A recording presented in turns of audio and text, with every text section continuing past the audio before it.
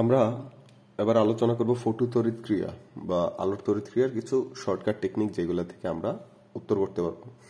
আমরা জানি যে আমাদের আলোক তড়িৎ ক্রিয়ার এই তিনটা সমীকরণ দিয়ে মূলত সবকিছু নির্ণয় করা যায় এবং এই তিনটা সমীকরণের মধ্যে আবার ধরো যে এমসিকিউতে একটা ম্যাথ আসছে যে ওইখানে ইলেকট্রনের গতিশক্তি কত হবে বা ইলেকট্রনের গতিশক্তি থাকবে কিনা নির্গত হবে কিনা এইগুলো হলো যে আমাদের আসছে এবং আমরা চাই যে আমরা অঙ্ক না করে কি করবো এটার উত্তর করব। তাহলে সবার প্রথমত এখানে W not new not lambda not এদের মধ্যে সম্পর্ক আমরা যেগুলো দেখছি শর্তগুলা এগুলা দিয়ে আমরা উত্তর করতে পারবো। এখন শর্ত তো এই চ্যাপ্টারে আমরা পড়ছি, এই টপিকের উপর আমরা পড়ছি চারটা, এই চারটা শর্তকে যদি আমরা কি করি একটাতে নিয়ে আসার চেষ্টা করি তাহলে কি মনে রাখবো যে সবার প্রথম যে ইলেকট্রন নির্গত হবে কিন্তু তার গতিশক্তি শূন্য থাকবে। কখন? যখন এগুলো একটা একটার কি হবে সমান হবে। এই যে এখানে কি করতেছে বিয়োগ না, তার মানে বিয়োগ ফলের মান হওয়া লাগবে শূন্য।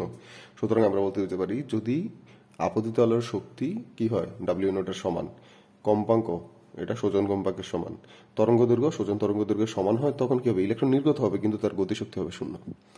দ্বিতীয়ত আমরা যেটা মনে রাখবো যে আবার যদি গতিশক্তি পেতে চাই তার মানে অবশ্যই এই পার্টটা বড় হওয়া লাগবে। বড় হওয়ার জন্য কি করতে হবে যে এর মানটা ডাব্লিউ নটের চেয়ে বেশি হওয়া লাগবে, নিউ এর মানটা নিউ নটের চেয়ে বেশি হওয়া লাগবে এবং নিউ কি সি বাই ল্যামডা, সুতরাং নিউ এর মানটা বেশি মানে ল্যামডার মানটা কি তার ব্যস্তানুপাতিক মানে কম হওয়া লাগবে। সুতরাং ল্যামডার মানটা যদি ল্যামডা নটের চেয়ে কম হয় তাহলে এখান থেকে ইলেকট্রন নির্গত হবে এবং তার গতিশক্তিও থাকবে। এবার তাহলে কখন ইলেকট্রন নির্গত হবে না?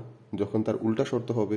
তাহলে আমরা বলতে পারি যদি এর মানটা ডাব্লিউ নটের ছোট, নিউ মানটা নিউ নটের চেয়ে ছোট এবং ল্যামডার মানটা ল্যামডা নটের চেয়ে বড় হয় তখন ইলেকট্রন নির্গতই হবে না।